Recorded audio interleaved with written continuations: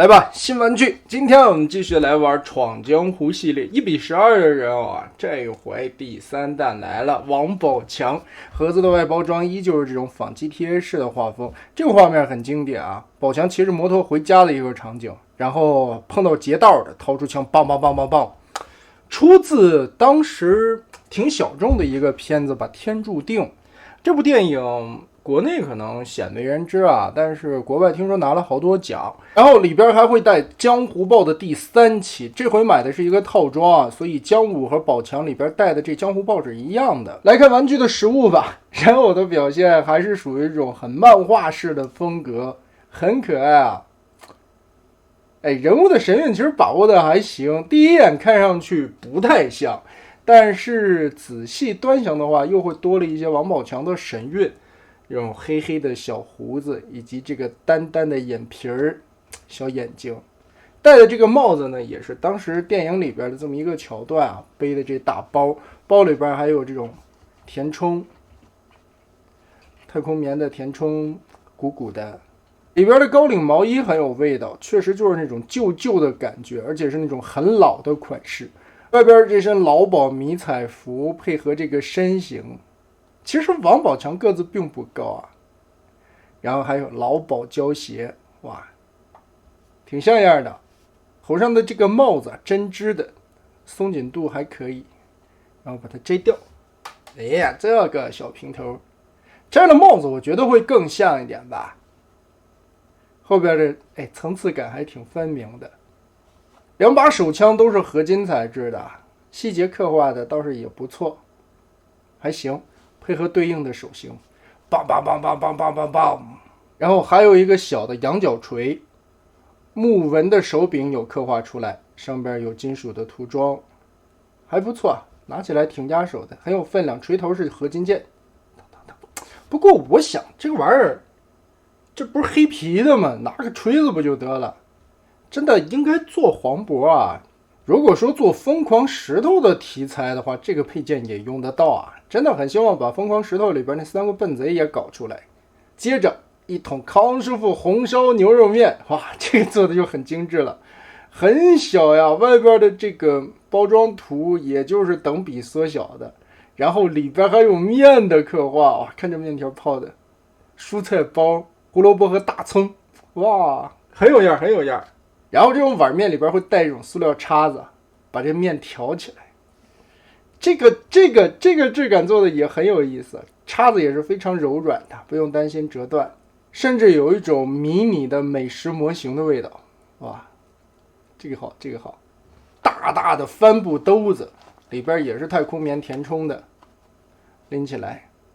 旅行者嘛。外出打工的时候会拿着一个大大的行李包，接着还有一个帽子式的头套，我不知道各地管这种东西叫什么，我们这边叫贼头、贼帽。原因就是当你戴上以后，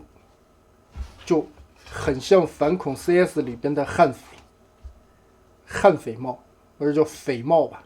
之前咱们玩了那个硫花墙嘛，我就觉得那个做的并不是太像，不过这一回第3弹的宝强还好，我觉得这个做的还可以吧。天注定这部电影其实是分几个章节段落的，他们中间的小故事互相有这么一点点的联系，但是这几个故事又是独立为个体的。王宝强在里边出演的第1段，据听说啊，这几个故事还都是有原型的人物。所以一部犯罪片其实很多的东西还挺现实的，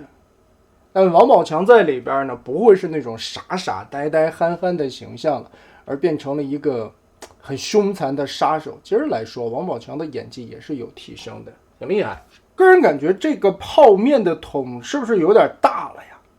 感觉比头还大的一桶泡面放在这里，比例可能有一点点失衡。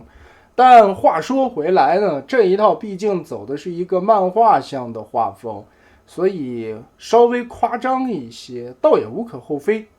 总体来看的话，我个人感觉这一次的宝强做的还是不错的，算是比较有味道。而且我其实对于闯江湖这个系列并不要求它多高，或者说你必须得做的多精致。真要说要求这些1:12的人偶厂款款都能做成封魔榜这个样子，也并不太现实啊。封魔榜的东西毕竟还只是少数，方大头的人偶说实话在1:12届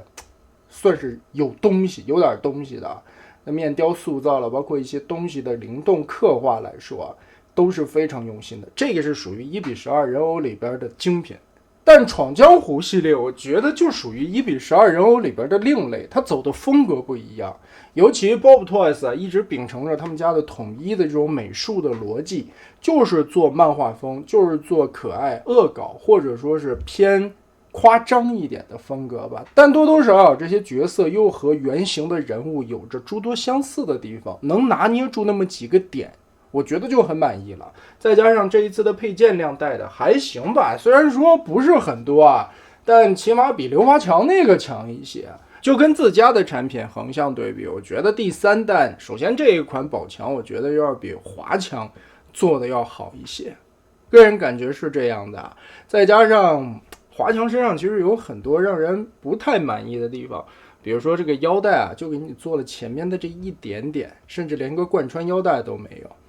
宝强呢，这个衣服里边做的很细，他为了让这个劳保迷彩服穿起来更服身一点，这一块他没有用扣子，而是在上下2个边缘的地方使用了金属挂钩，这样你穿起来的衣服就会更加的服帖，也更像是剧中的那样一个形象，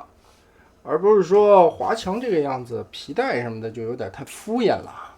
再加上主要的原因我不喜欢这个是因为它不像，仅此一点。这个宝强至少拿捏住了那个神韵了，还是很不错的。所以这一款第3弹的王宝强大概就是这样了。自然吧，第3弹我买的是套装，稍后我们来看看姜武做的如何。